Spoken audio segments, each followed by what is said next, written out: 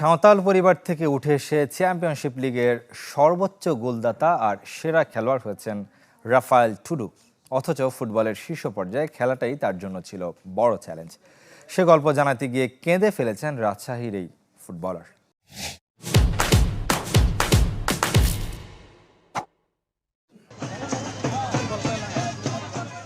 Championship লিগের শিরোপা উৎসবে সবার মাঝে ব্যতিক্রম রাফায়েল টুডু। দল চ্যাম্পিয়ন হয়েছে, হাতে দুই ব্যক্তিগত সেরার পুরস্কার, চোখে আনন্দ অশ্রু।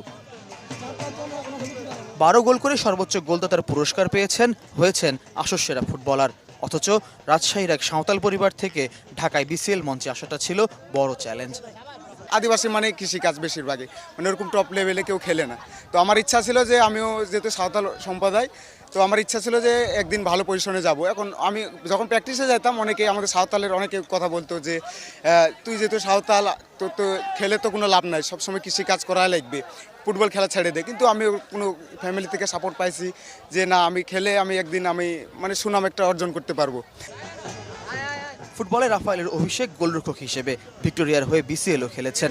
পরে আত্মবিশ্বাসে আক্রমণভাগ বেছে নিয়ে পেলেন সাফল্যের দেখা।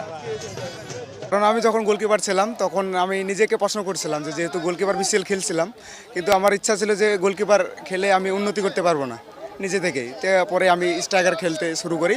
পরে আপনার এক বড় ভাইয়ের হাত ধরে এই ফোকরাপুলে আসে, এই যে আমার এই ফার্স্ট লাইফে একটা ভালো পজিশনে আসছি এবং এই লিগকে আমাদের ক্লাবকে চ্যাম্পিয়ন করে আমি মানে নিজে গর্বিত হচ্ছি এবং আমি সেরা খেলোয়াড় হয়েছি।